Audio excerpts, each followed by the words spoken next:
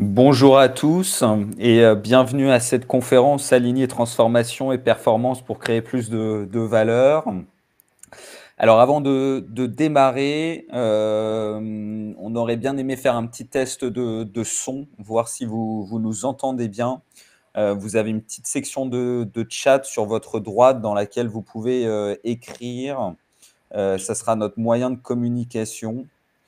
Donc, n'hésitez pas à nous mettre un petit mot, voilà, pour checker que tout est bon. Bonjour Bérénice, on entend bien.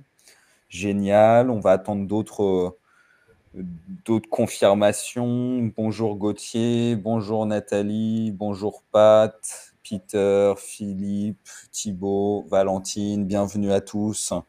Bonjour Peter, son OK. OK, bon, bah, génial. Parfait, parfait.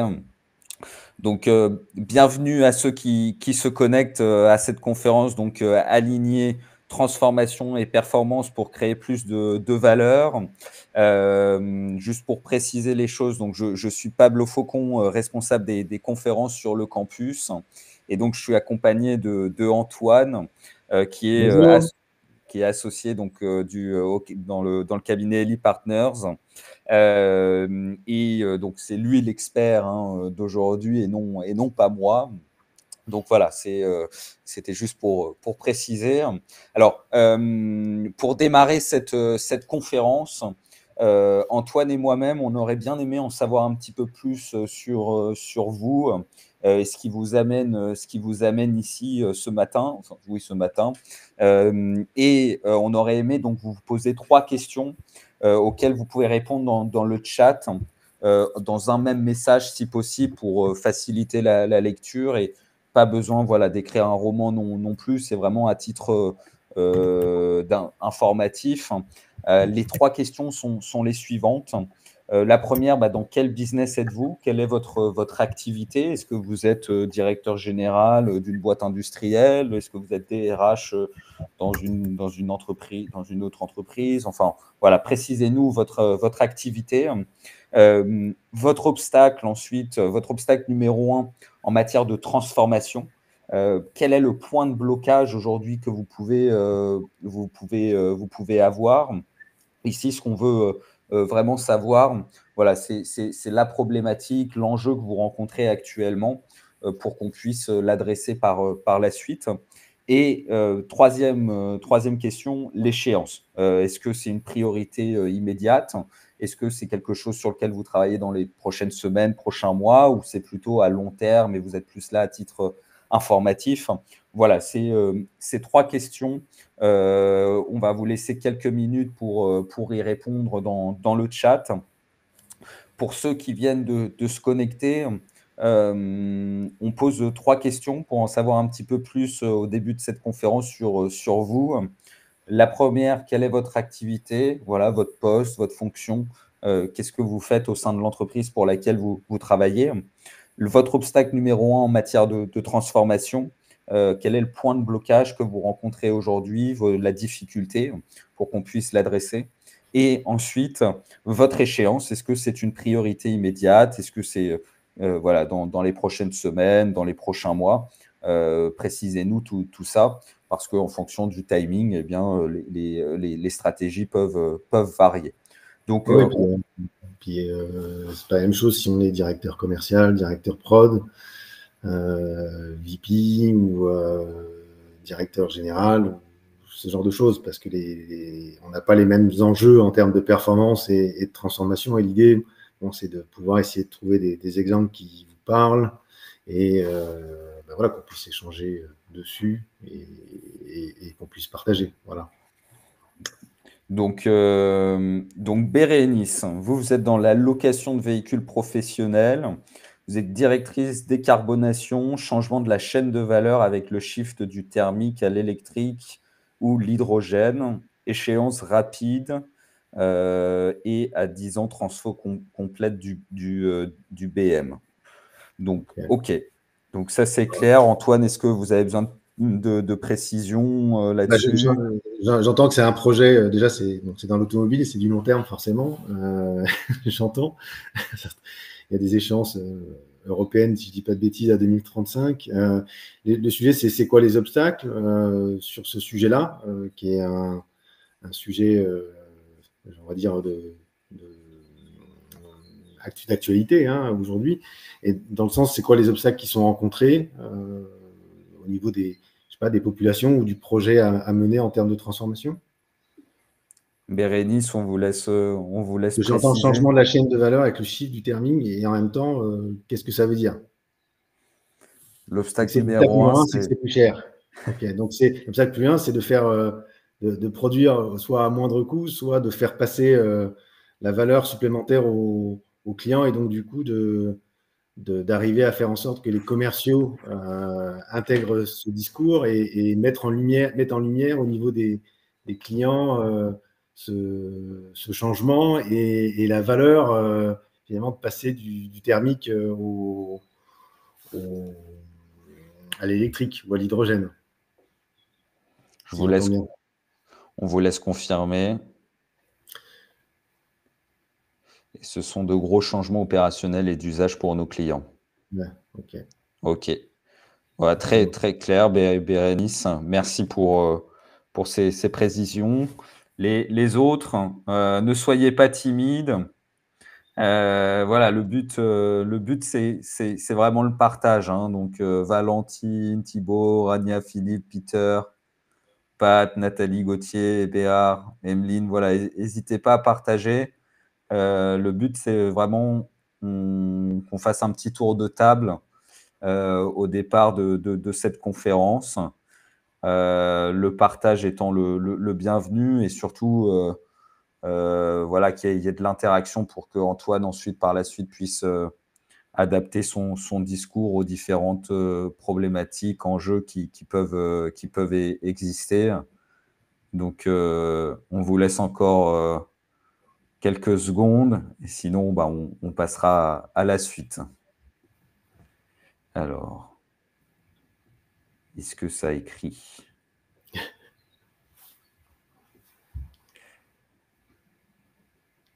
Je sais pas, je vois pas.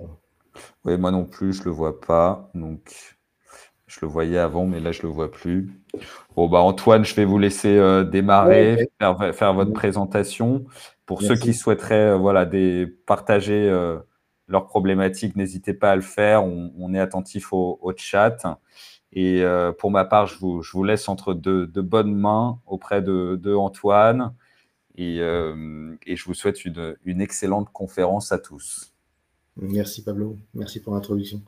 Merci à tous, donc merci d'être là. Et ben voilà, je commence juste par me présenter. Je suis du coup Antoine Jules, à la fois l'associé principal du cabinet Ali Partner et à la fois consultant en transformation des organisations. Ça fait plus d'une vingtaine d'années maintenant que j'officie dans ce marché. Et excuse-moi, je n'avais pas coupé mon téléphone. Sur des problématiques de stratégie, de vente, de production, de management ou de projet. Et j'accompagne plus largement, avant je m'occupais des directions commerciales, des directions production ou autres, mais j'accompagne de plus en plus les dirigeants et les VP, toutes les personnes qui ont des PNL aujourd'hui, pour les aider à transformer leur organisation. Ça part d'un constat assez simple, c'est que à l'époque, ben voilà, on faisait beaucoup de formation, de coaching, dans le cabinet. Alors, dans le cabinet, il y a 5 directeurs, une quinzaine de formateurs à la fois internes et partenaires, et donc de consultants maintenant.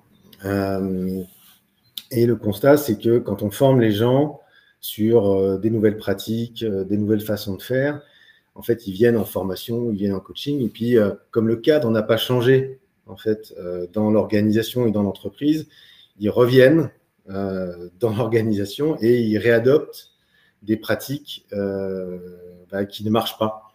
C'est-à-dire que l'effort de formation et de coaching, en fait, est dévalorisé par le fait que la structure elle-même n'a pas forcément changé. Et donc, c'est en partant de ce constat-là et puis du fait qu'on adressait de plus en plus ces sujets-là qu'on a, du coup, et que j'ai fortement axé le cabinet sur la conduite du changement et la transformation des organisations avec un sujet clé qui est comment amener des dirigeants, des directeurs, des managers à pouvoir développer une capacité à créer l'avenir et à embarquer des gens à l'intérieur, notamment dans cette transformation, parce qu'en général, les transformations font un peu peur. Et en faisant et en regardant, en formant, en développant ça avec des clients, je me suis rendu compte qu'il y avait plusieurs facteurs qui étaient importants et qui faisaient qu'on était en capacité de générer une transformation dans la sérénité et en amenant la réussite au fur et à mesure. Parce que bon, la majorité en fait, des projets, et c'est des études de McKinsey, montre que les projets de transformation, il y a 70% des projets qui échouent sans conduite du changement. Alors, s'ils échouent, c'est souvent parce qu'ils consomment en finance plus qu'ils ne devraient avoir consommé au départ, ou alors que la valeur promise n'est pas donnée en finale par rapport à celle qui était du coup attendue, ou alors c'est les délais, c'est une transformation qui devait prendre 2 ans, elle en prend 5, elle en prend 10, et donc du coup, il y a une culture qui commence à s'embarquer dans les organisations et dans les entreprises, une culture notamment de la réussite ou des échecs en termes de changement et en termes de capacité de l'organisation à réussir les changements qui sont opérés. Et donc, au fur et à mesure, quand on commence et qu'on enchaîne les projets de transformation, parce que c'est ce qui se passe aujourd'hui sur le marché, c'est qu'il n'y a pas une entreprise qui n'a pas plusieurs projets de transformation en même temps. Et donc, du coup, on en rajoute un sur un deuxième, sur un troisième, avec des succès et des échecs, et souvent même plus d'échecs que de succès, tel que je vous l'ai dit, qui fait que ça crée des résistances de plus en plus fortes, en fait, à ces projets. Donc, c'est en partant de ce constat-là que l'entreprise que j'ai rachetée il y a de ça maintenant 15 ans, s'est redirigée avec mes associés. On a redirigé le sujet sur le pilotage des transformations et en aidant et en soutenant en fait nos clients sur plusieurs points. Le premier, c'est les 5 domaines d'activité que vous allez voir listés, c'est le conseil et l'audit, parce qu'on s'est rendu compte d'une chose, c'est que souvent, la maturité des équipes managériales pour soutenir le changement est insuffisante. Et donc, on commence toujours du coup par faire un audit et préconiser du coup un avancement et des ressources qui sont ensuite basées sur du coaching, de la formation et des consultants en management de transition, parce que voilà, souvent, il manque des ressources pour accomplir le projet dans les organisations, sinon elles l'auraient déjà fait avant. Voilà, et donc ça donne les 5 domaines d'activité qui sont listés en face de vous et qui nous permettent d'adresser ces sujets-là dans différents secteurs. Ça peut être l'automobile, et tout à l'heure, ça me parlait bien parce qu'on a quelques constructeurs en compte, l'énergie, la pharma, la logistique, voilà. Globalement, si on regarde, et puis l'industrie, on a quand même pas mal de comptes industriels. Alors, le sujet dont je voulais vous parler, alors il y a Peter qui a répondu aussi, je vous relis, dirigeant d'une société de coaching et conseil aux entrepreneurs en franchise, utilisant le co-développement entre pairs dans les Yvelines. L'objectif alimentaire est de mettre en place une structure de processus qui permet de générer un flux régulier de prospects sur mes 3 propositions de services. OK, donc un board d'entrepreneurs, de coaching, des COMEX et 3 coachings des associés d'une entreprise. OK. Bon, si vous précisez aussi du coup l'obstacle Peter, qui est là en matière de transformation, ce serait intéressant pour nous. Le sujet de la conférence, c'est comment aligner performance et transformation. Le sujet, il est important parce que, en fait, toutes les entreprises se transforment, ont besoin de se transformer, ont besoin d'accélérer la capacité à générer des transformations. Et en même temps, il faut tenir la performance au quotidien pour à la fois continuer à investir, parce que c'est en produisant sur du court terme, finalement, qu'on a des ressources financières pour pouvoir accélérer le changement futur. Et en même temps, du coup, il y a des dissonances. Donc, et souvent, ce qu'on retrouve, c'est qu'il y a des managers qui sont là, ou des directeurs, ou des dirigeants, qui oscillent. À un moment donné, ils vont tout mettre sur la transformation parce qu'ils savent que c'est le futur. Et puis, à un moment donné, les résultats baissent. Et donc, du coup, on remet un coup sur la performance. En fait, il y a une espèce de va-et-vient qui est là et on ne sait plus bien où est-ce qu'on en est. Et les équipes ont du mal à suivre. OK, c'est les résultats à court terme qui sont importants, c'est les résultats à long terme qui sont importants. Et ça crée d'autres types de résistance dans les changements. Donc, j'ai remis quelques définitions. Donc, la performance, voilà, c'est en lien avec des objectifs spécifiques, court terme, une efficacité, une efficience, et notamment, c'est un état qui est plutôt actuel. Et puis, la transformation, en fait, on est plutôt sur des changements qui sont stratégiques, sur du futur, sur une vision qui est à long terme, des choses qu'on n'a pas fait précédemment. Donc, du coup, c'est un pari sur l'avenir, avec des tendances marché ou avec une vision qui est là, ou une croyance du dirigeant ou du collège de dirigeants qui fait que, ben voilà, ils amènent de la ressource et ils disent, ben OK, on va là, de ce côté-là. Et il y a une dimension humaine qui est essentielle parce qu'on va dans un endroit où on n'a pas de certitude. Ou alors, si on a de la certitude, c'est parce qu'on raisonne en se disant, j'en suis sûr, et c'est comme ça que les gens vont me suivre et vont me convaincre. Et donc, il y a un côté qui est de l'ordre de suivez-moi, parce que j'ai la vision, et donc du coup, ne vous posez pas les questions, je me les pose. Ça peut être vécu comme ça dans certaines entreprises. Alors, pourquoi c'est si compliqué d'aligner performance et transformation? On vient de le voir, on a commencé d'en discuter, c'est qu'il y a déjà une opposition de temporalité. La performance, c'est court terme, c'est le chiffre d'affaires du mois, c'est l'indicateur et l'action à mener dans le mois. Et la transformation, en fait, on est dans une projection à 6 mois, à 1 an, à 2 ans, à 3 ans. Dans l'automobile, tel qu'on le disait avec Bérénice, et même des sujets qui sont en lien avec une transformation.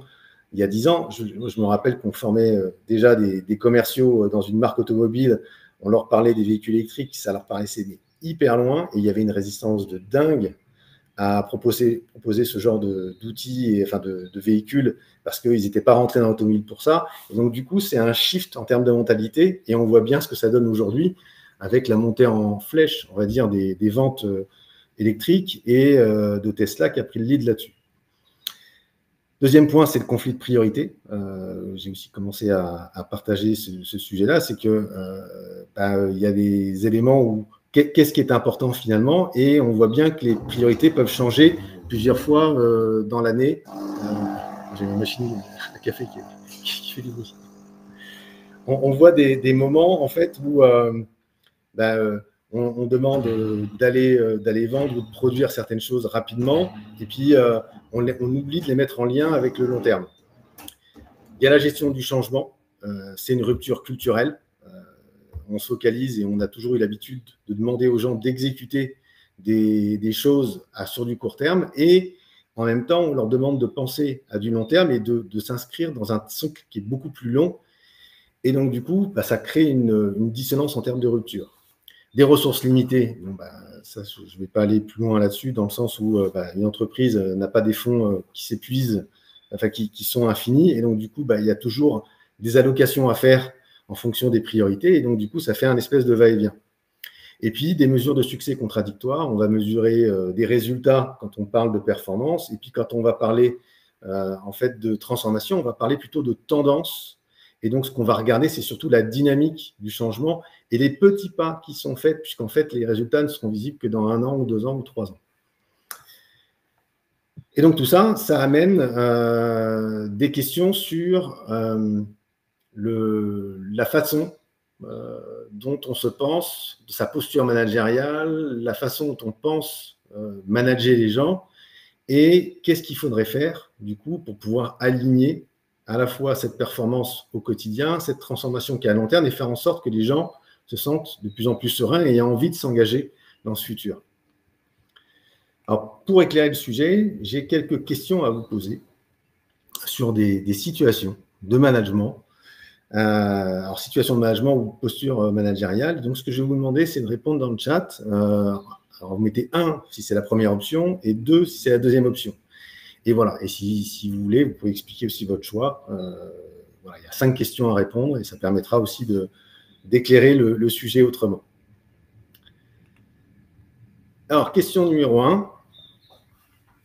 Pour vous, est-ce qu'il est préférable de se concentrer sur la performance ou sur la transformation? C'est-à-dire, si on a un choix à faire, lequel faut-il choisir? Et là, c'est à vous de répondre dans le chat. Alors, je ne vois pas si ça écrit. partir de la supposition que oui. Alors, on a Peter qui met 2. OK. Donc, sur la transformation, Peter. Alors, si vous voulez... donc, mettez un commentaire, si vous voulez, sur le chiffre que vous mettez. Thibaut met 2 aussi. OK.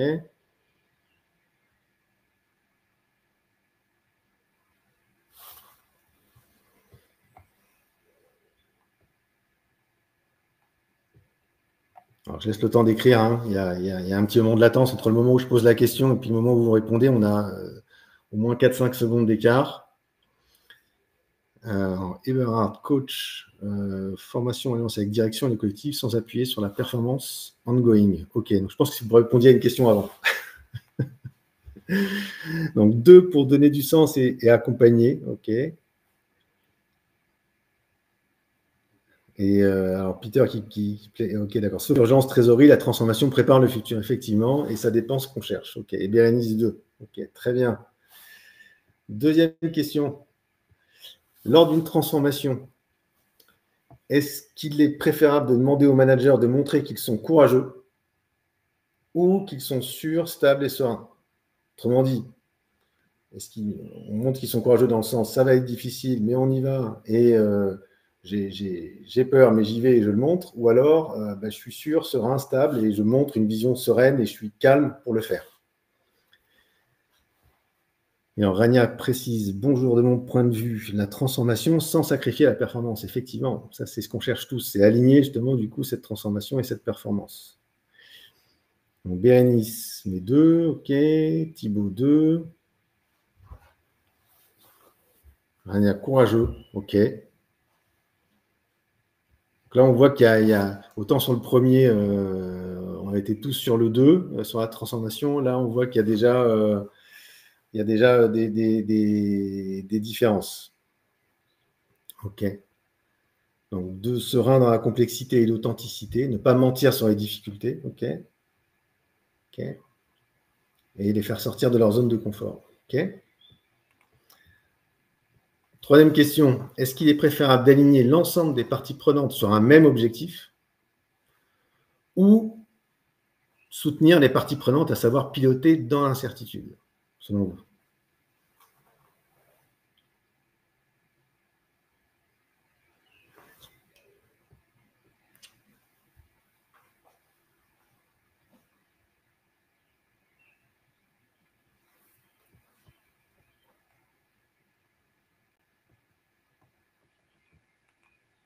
Alors, c'est à choisir. Hein.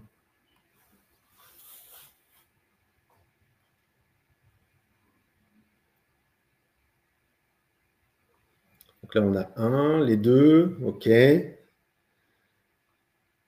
Donc d'abord, l'alignement. Et pour certains, c'est 1. Ça, c'est le 2. C'est piloter dans l'incertitude. Pour certains, alignement clé sur l'horizon, mais l'alignement ne gomme pas l'incertitude du processus, c'est sûr. Le 1, il faut aligner les troupes. OK. Avant-dernière question. Ah non, j'ai laissé sauter une question. Ah oui. Donc, ça amène à la question suivante. Est-ce qu'il est préférable, du coup, en tant que dirigeant qui menait une transformation ou pilote de projet d'un projet de transformation, est-ce qu'il est préférable, du coup, d'être visionnaire ou un gestionnaire?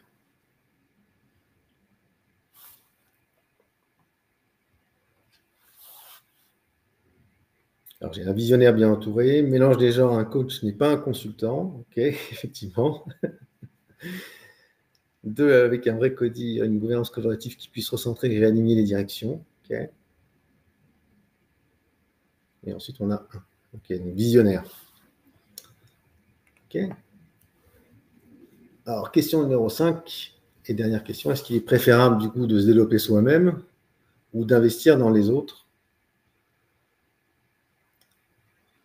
quand il s'agit d'aligner la performance et la transformation? Alors, idéalement, c'est sûr, il faut se développer soi-même et investir dans les autres.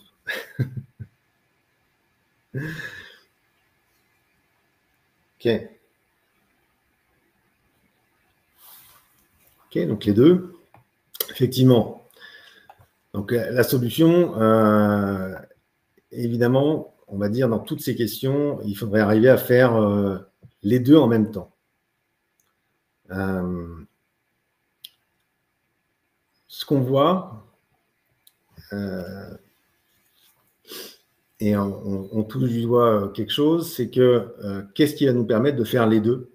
C'est-à-dire de faire en sorte que les gens travaillent sur du court terme et sur du long terme. Ça va être de développer des qualités de leadership. C'est ce qui va permettre de faire ce double alignement pour à la fois en fait, communiquer du coup, une vision qui est claire, qui intègre à la fois la performance actuelle et la transformation future, dans le sens, il y a des liens qui sont faits à la fois entre le moment présent et le futur et le moment présent. Et dans sa capacité en fait, à pouvoir gérer le changement, ce manager, ce dirigeant qui aligne et qui génère la transformation tout en conservant des performances actuelles, a cette capacité du coup à générer ce leadership qui génère une vision entre les deux. Et ce n'est pas une vision, on va dire, PowerPoint ou slide, c'est une vision qui fait vivre dans des conversations. Et puis créer des synergies entre les deux objectifs, on va dire long terme et moyen terme, qui explique et qui permet que la transformation nourrisse aussi la performance actuelle.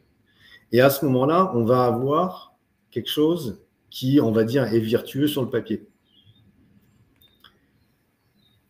Alors, du coup, ça pose la question du leadership. Et il y a plein de définitions du leadership. Je partagerai la mienne tout à l'heure.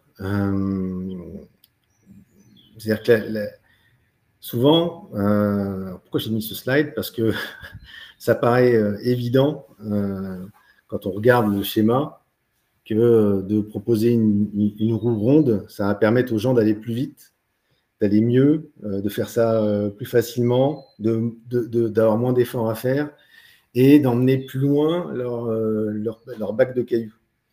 Mais en même temps, eux, ils n'en ont jamais fait l'expérience. Ils ne voient pas à quoi ça sert. Ils n'ont pas le temps parce qu'ils sont drivés par la performance actuelle. Et donc, du coup, même quelque chose qui paraît évident pour certains ne l'est pas pour d'autres. Et dont on s'aperçoit, nous, quand on intervient en fait, dans les organisations, souvent, ils ne sont pas à leur premier essai, en fait. J'ai un client pour lequel je travaille là en ce moment. Il a essayé 3 versions différentes sur les 5-6 dernières années pour changer et pour instaurer le changement. Et ils ont échoué. Donc, en fait, on en est à la 4e version. Et cette fois-ci, il a décidé de se faire accompagner. Et lui, il pensait à chaque fois faire des choses différentes. C'est-à-dire qu'il prenait le sujet en termes de stratégie, il en faisait une autre, il essayait de faire de la cohésion, d'aligner les gens, de faire en sorte qu'ils adhèrent. Et en même temps, il pensait que c'était des choses différentes, mais elles partaient toutes du même endroit. C'est pour ça que j'ai marqué la phrase « La folie, c'est de faire toujours la même chose et de s'attendre à un résultat différent ». Alors, je l'ai repris de Albert Einstein, mais c'est les gens ne se rendent pas compte à quel point, en fait, ils partent du même endroit et en partant du même endroit, mais en faisant des choses différentes, ils pensent aboutir à un résultat différent. L'exemple que je donne souvent, c'est quand on arrive dans une soirée ou à un endroit et qu'il y a un porte-manteau qui est chargé de plein de manteaux sur le porte-manteau et qu'on rajoute le sien, il tient 2 secondes et puis il retombe. Et souvent, ce qu'on fait, c'est qu'on prend son manteau et on rappuie au même endroit un peu plus fort. Ou alors, on va chercher à un autre endroit pour le mettre encore et on rappuie plus fort. Et donc, du coup, ce qu'on fait, et c'est exactement ce qui se passe dans plein d'entreprises, c'est que différent, ça veut dire plus fort. Ça veut dire avec plus d'impact. Mais en fait, on part toujours du même endroit qui est le mauvais endroit. Alors, je vais éclairer tout ça avec une définition déjà sur le leadership, qui est celle qu'on fait vivre dans nos programmes de transformation. C'est que pour nous, le leadership, c'est une capacité, une compétence qui est que dans le discours et dans l'interaction avec les gens, que ce soit dans des assemblées ou que ce soit dans des conversations qui sont menées de manager à autres managers, à ensuite population opérationnelle, il s'agit de développer la capacité à créer cet avenir désirable, collectif, qui inspire les personnes et qui leur donne envie de s'engager dans cet avenir qui est co-construit. Et qu'à chaque fois, il s'agit d'aller une brique plus loin. Alors, c'est une définition théorique. Il y en a une qui a été donnée aussi par Antoine de Saint-Exupéry, que j'ai bien aimé aussi, donc je l'ai partagé. C'est voilà, si tu veux construire un bateau, ne rassemble pas tes hommes et tes femmes pour leur donner des ordres, pour expliquer chaque détail, pour leur dire où trouver chaque chose. En fait, si tu veux construire un bateau, fais naître dans le cœur de tes hommes et femmes le désir de la mer. Et là, on est en train de toucher quelque chose de différent. C'est que on n'est plus, et souvent dans les projets de changement, voilà, on bascule, on cascade, on fait de la stratégie, on rationalise plein de choses pour essayer de montrer qu'on est en train d'aller vers la bonne direction. Mais en fait, les gens ont fondamentalement pas envie d'y aller parce qu'ils n'ont pas le désir de la possibilité que ça crée. Et en plus, du coup, ils voient ça de manière difficile. Et donc, le leadership, c'est cette capacité à la fois à projeter et à créer une image du résultat avec des bénéfices pour les personnes avec lesquelles on parle, qui fait que ça les inscrit dans un avenir dans lequel ils ont envie de s'engager et à la fois les rassurer sur le comment. Et cette compétence de leadership, alors j'ai essayé de l'illustrer pour vous donner une autre façon de voir les choses à travers une vidéo où on voit un tourneur d'assiettes. Alors c'est une vidéo qui est muette, donc il n'y aura pas de son, je vous laisse juste observer. Et ça, c'est une allégorie, une métaphore pour essayer de montrer comment le management vit les changements dans les organisations. Que les managers, les directeurs ont plein de projets à gérer. Donc, on peut imaginer que les assiettes, c'est soit des projets, soit c'est des gens qui sont dans une équipe. Et le manager, on va dire, il anime, il fait tourner les assiettes une par une. Il y en a une, ben voilà, l'énergie s'essouffle, il va remettre de l'énergie, de la motivation. Ah, je vais passer tout de suite à celle d'après. Et ce qu'on voit, c'est qu'il y a des assiettes qui cassent, il en remet une autre. Donc ça peut symboliser des gens qui partent de l'entreprise, des gens qui reviennent, des projets qu'on réanime. Et ce qu'on voit, c'est que c'est une énergie folle, en fait, pour arriver à faire balancer 12, 15 projets en même temps, manager des équipes vers du changement, des équipes de 5, 10 personnes. Il est épuisé. Forcément, il y a des choses qui ne marchent pas. Parce qu'il gère projet par projet. Et justement, il n'a pas cette compétence de leadership. Et dans la suite, vous voyez des femmes voilà, qui, elles, ont trouvé, on va dire, une compétence différente, qui est celle de faire tourner des assiettes ensemble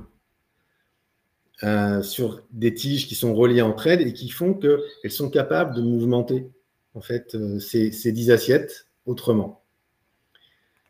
Alors, c'est l'image que j'ai voulu prendre pour le leadership.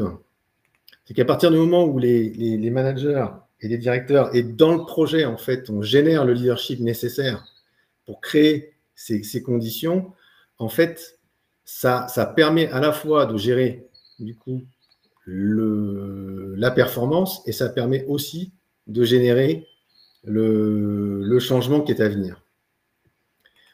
Alors, ça, c'est le pourquoi, mais et le comment, on se base, nous, sur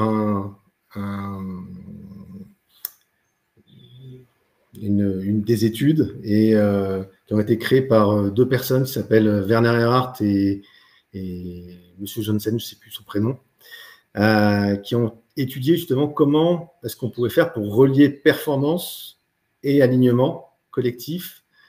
Et eux, ils ont défini, on va dire, 3 lois que je vais vous expliciter par la suite. Alors, la première de ces lois, c'est que le rendement des gens va de pair avec leur perception des situations. Là, j'ai essayé de l'illustrer. C'est un schéma qui est classique, vous allez retrouver. C'est que, en général, quand on perçoit le changement, il n'y a pas de vérité, en fait. C'est tout le sujet, c'est qu'en fait, on est dans une perception et non pas dans une réalité. Quand on regarde le cube de droite à gauche, on va voir un carré. Quand on voit l'objet, en fait, de gauche à droite, on va voir un rond. Et en général, comme les gens se basent uniquement sur leur perception et qu'ils s'estiment que c'est la vérité, en fait, ça devient une croyance, et donc du coup, ça devient vrai. Et la vérité, elle est difficile à percevoir. Et donc, la façon dont les gens vont percevoir ce changement, en fait, va leur donner un rendement dans la transformation et dans la performance actuelle. Le fait que le futur devient incertain fait que souvent, en fait, au niveau actuel et performance court terme, on voit des éléments où ça baisse. Le fait qu'on se projette à l'intérieur dans un futur qui est désirable et dans lequel on a envie et on voit des choses à gagner, à ce moment-là, la performance va devenir plus forte. Et c'est vraiment la perception qui va faire la différence. Alors, j'ai d'autres exemples, mais je vais avancer parce que je vois l'heure aussi. Le deuxième point, c'est qu'en fait, du coup, une fois qu'on s'est dit ça, ok, mais je perçois et j'ai une culture de mon entreprise où les changements ne sont pas bien perçus, ok, mais qu'est-ce que j'en fais? Comment je fais arriver un changement ou comment je transforme la perception de la situation? Et bien, en fait, c'est pour ça que je parle de compétences de leadership et que ça s'inscrit dans des conversations, c'est que l'idée, c'est que cette perception, elle prend naissance dans le langage. Et pour l'illustrer, j'ai pris cette image où, en fait, on voit un loup. Okay. Donc, à partir du moment où on voit un loup, on réagit, on a une perception qui est soit de la peur, soit je suis copain avec les loups, donc ça va. Mais à partir du moment où on voit et on décrit avec le langage qu'en fait, c'est la projection d'une image qui est faite avec des doigts, à ce moment-là, il y a l'image et l'impact de l'ombre n'existent plus. Et c'est là où, dans les projets de changement, on fait ce diagnostic et ce développement pour pouvoir amener la façon dont est perçu le changement à l'origine. Et à partir du moment où on le partage avec les équipes à la fois de direction et à la fois d'encadrement intermédiaire et des populations opérationnelles, ça permet de mettre en lumière cette perception et les aider à distinguer la réalité, c'est-à-dire le projet en tant que tel, et la perception que les gens peuvent en avoir. Et à ce moment-là, il y a d'autres choses qui peuvent s'ouvrir, des discussions naissent, et on peut arriver sur le troisième point, qui est créer en fait une nouvelle image, une nouvelle version, une nouvelle perception en fait de ce changement. À la fois en y mettant un cap qui est beaucoup plus lointain, et c'est l'image en fait que je prends, c'est que quoi qu'il se passe, il y aura des perturbations, des tempêtes dans cette transformation.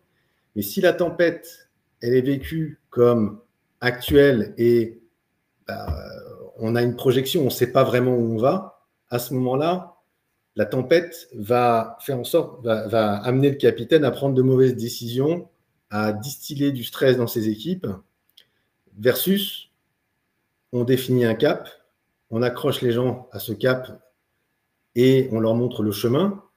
Et la tempête que l'on vit actuellement, en fait, n'est qu'un passage dans ce voyage. Et à ce moment-là, en focalisant les gens uniquement sur le cap, le fait qu'on va passer en fait cette étape et les aider du coup à prendre les bonnes décisions dans ces étapes-là, qui est une direction, on va amener les gens à percevoir les résistances qu'ils ont actuellement comme quelque chose de passager qui est nécessaire dans la transformation. Et ça va amener de la confiance. Et donc, du coup, les résultats court terme, en termes de performance, seront là. Et long terme, les décisions, la dynamique continue d'être enclenchée. Alors, on en est à 12h09 dans cette conférence. Et là, ce que je vous demande, en fait, c'est de savoir où est-ce que vous voulez que j'aille en termes de suite sur cette conférence. Parce que je n'ai pas le temps de tout faire. Et j'ai des modèles, enfin j'ai un modèle ou un partage à faire sur comment est-ce qu'on a fait dans une entreprise pour installer cette dynamique dans les équipes, notamment sur la direction, ou alors un autre modèle qui est sur l'encadrement intermédiaire. Et donc je vous pose la question, qu'est-ce que vous préférez que je vous présente? Donc Thibaut 1, ok, un pour aussi Neuzy, ok. Ok. J'ai deux réponses. Rania 2. Ok. 2. Ah, ben, ça rééquilibre. Ok, donc il est plutôt dirigeant. J'ai exactement la même chose. Ok. Est-ce qu'il y en a un? Est-ce que j'ai un troisième choix, là, une cinquième réponse qui me permette de choisir?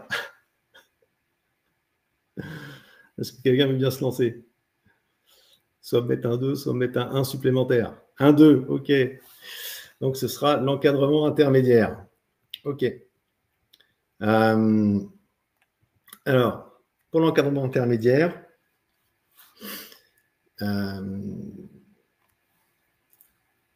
alors, comment je prends le sujet? Ouais, ok.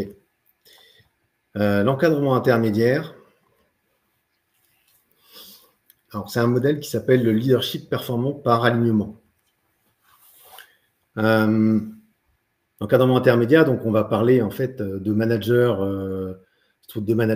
ou de managers qui dirigent des équipes opérationnelles, que ce soit en vente ou en production. Et ben voilà, ils ont un niveau de performance en fait.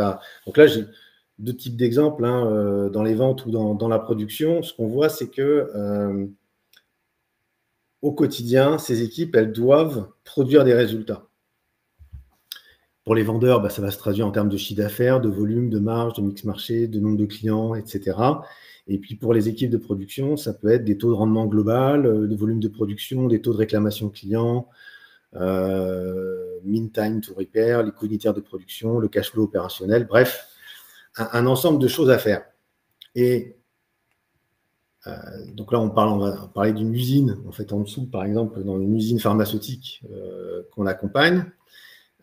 Et dans le haut, ça peut être une équipe commerciale. On peut dire, en ce moment, on est en train de faire ça dans la sécurité, donc dans le monde sécuritaire, dans le gardiennage, par exemple. Et souvent, ce qui se passe, ça ne passe pas, c'est que sur cette performance, il y a des facteurs externes qui jouent. Alors, les facteurs externes, c'est les choses qu'on ne peut pas contrôler.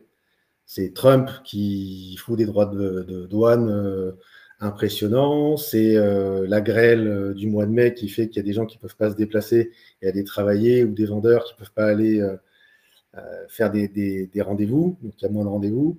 Tout ça, ça joue sur la performance. Mais bon, comme en fait, en gros, c'est la même pour tout le monde, pour toutes les boîtes, en fait, ça a un impact, mais en fait, on va dire, on n'a pas vraiment de pouvoir dessus, sur ces sujets-là.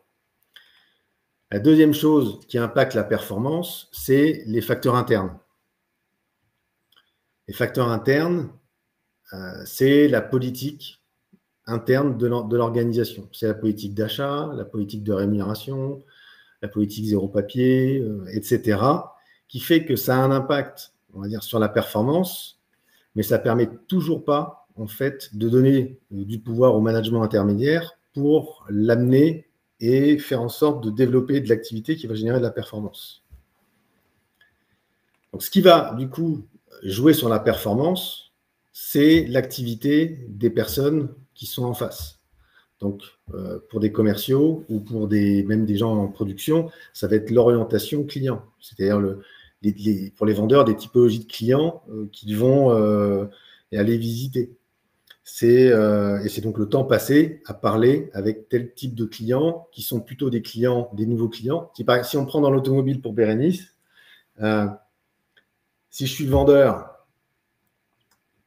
et que ma clientèle, en fait, je ne suis pas en train d'aller chercher un nouveau type de clientèle ou d'aller leur parler et d'aller chercher tous ceux qui ont une appétence pour l'écologie et l'environnement, en fait, je ne vais jamais réussir à aller vendre des véhicules qui sont là-dessus. Par contre, si je passe du temps là-dessus et que je parle des produits, donc l'orientation de produits, et je parle des différents types de produits qui sont en face, je vais commencer à développer de la performance à la fois court terme et à la fois moyen terme et long terme. L'activité, ça se génère aussi avec le temps, c'est-à-dire le temps que je travaille et puis la façon dont je m'organise pour réussir à maximiser l'efficience. Il y a ensuite la qualité de travail, c'est-à-dire la capacité que j'ai à être efficace dans un temps donné par rapport à d'autres, et la quantité de travail, évidemment, le temps que je vais y passer. Et alors, du coup, oui, si jamais la performance augmente sans avoir changé l'activité, on va dire c'est qu'il y a eu des coups de pied au cul qui sont un peu perdus l'an dernier ou le mois d'avant.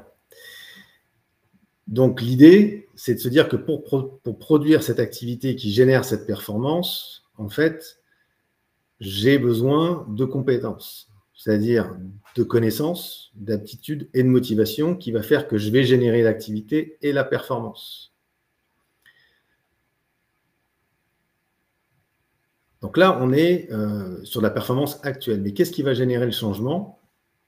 C'est qu'en fait, ce que je veux dans mon changement futur, c'est que ma performance dans 6 mois, dans 1 an, dans 2 ans, dans 3 ans, en fait, elle soit supérieure à celle que j'avais avant. Supérieure ou différente. En fait, j'aurais dû rajouter un sigle différent. C'est-à-dire que je veux que mon changement il soit en cours en termes de résultats. Et donc, du coup, si je fais que donner une direction en termes d'indicateurs, je veux en fait, en gros, si je reprends l'automobile, plus de ventes de véhicules électriques, à un moment donné, si jamais ça suffit, ça veut dire qu'effectivement, tout était là et qu'en fait, il n'y avait pas besoin des managers. Donc là où les managers peuvent avoir un impact sur cette performance et sur ces nouveaux indicateurs, c'est en changeant l'activité des gens. Je suis sur mes slides. C'est en changeant l'activité des gens. C'est-à-dire que c'est parce que moi, en tant que manager, finalement, je demande un changement d'activité, c'est-à-dire que je lie une performance future à une activité future ou différente, qui va faire que, du coup, ça va se produire. Et donc, en fait, je vais commencer à traduire les indicateurs du plan de transformation que je suis en charge en termes à la fois d'indicateurs de performance pour des managers intermédiaires et pour leurs équipes, et également changer l'activité. Et donc, du coup, c'est pareil, si jamais j'obtiens ça sans changer les compétences, ça veut dire qu'il y a des choses qui n'ont pas été faites auparavant. Donc, ça veut dire qu'il est nécessaire, obligatoirement, de changer les compétences des personnes. C'est-à-dire que je change leurs connaissances, leurs aptitudes et leur motivation. Et donc, en faisant ça dans ce sens-là, je vais générer à la fois de la performance qui est court terme, si je manage de cette manière-là au quotidien, enfin au quotidien, mensuellement ou quadrimestriellement en fonction, c'est-à-dire de faire des plans d'action qui sont performance, activité et compétences, en regardant et en analysant en quoi c'est en lien avec mon plan de transformation. À ce moment-là, je vais pouvoir redécliner ça dans l'autre sens, donner de nouvelles compétences, changer l'activité et leur donner des objectifs d'activité différentes et du coup générer de la performance et le mettre en lien avec le projet futur. Et c'est pour ça qu'on donne et qu'on a besoin en fait du chef à travers 4 compétences clés qui sont maillées par le leadership. C'est la capacité à soutenir, c'est-à-dire à soutenir, à aider dans la difficulté pour que les gens, parce que tous ces changements de compétences, d'activité, de performance vont générer du stress ou de la difficulté. Et c'est là où on a besoin en fait de managers qui ont des compétences de leadership et de soutien, de planification, de suivi, c'est-à-dire qui redonnent des retours et des feedbacks rapides aux personnes, et puis de contrôle et de reconnaissance. Le contrôle ne suffit pas pour reconnaître et aider les gens à regarder qu'est-ce qu'ils ont gagné, notamment en termes de compétences, qu'est-ce que j'ai fait différemment, qui a amené une activité différente, qui a amené une performance différente, qui fait que ça va en lien avec la transformation et qui fait que ça accomplit aussi des résultats court terme. Donc ça, c'est un modèle alors que nous, on déploie à la fois dans un mode diagnostic pour les aider et pour aider et regarder en termes pour les opérationnels et pour les managers où est-ce qu'ils en sont en termes de capacité à générer ce changement sur la compétence, l'activité et la performance, et également ensuite après de le relayer soit en mode coaching, soit en mode formation et de piloter l'ensemble pour regarder où les gens en sont dans leur capacité à générer ce leadership.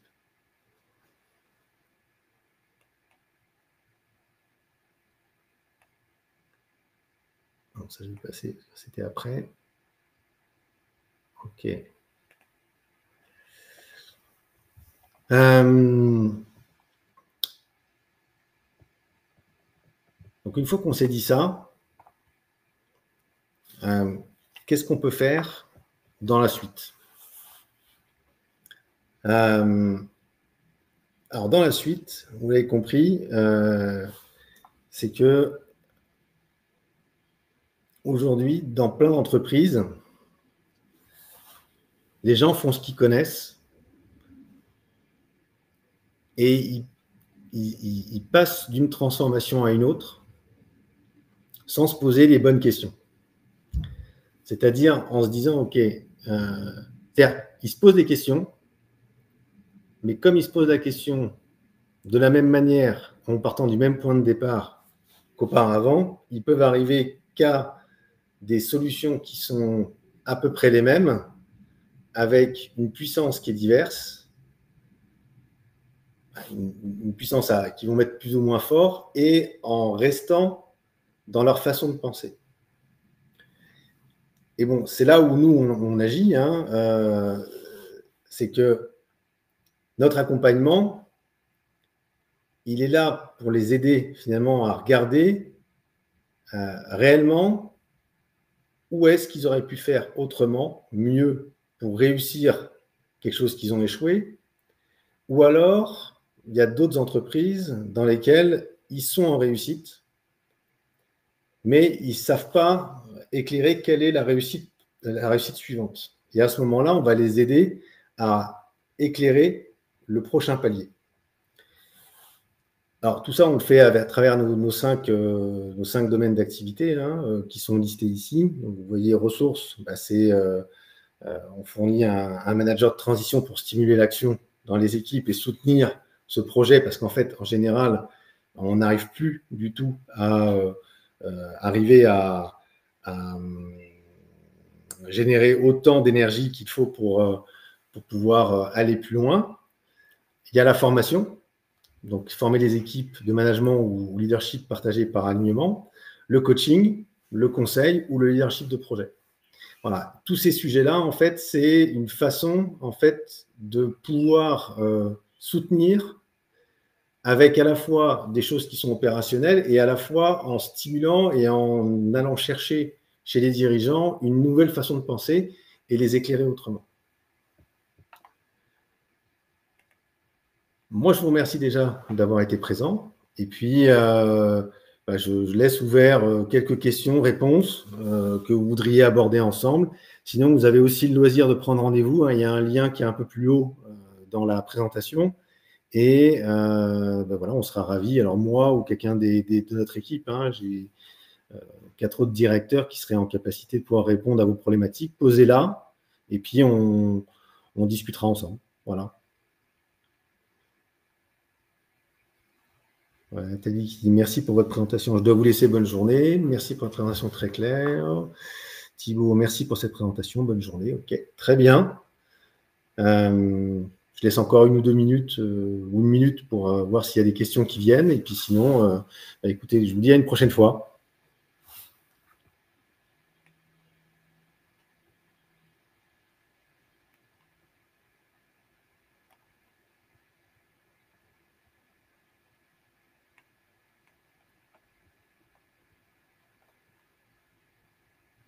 OK.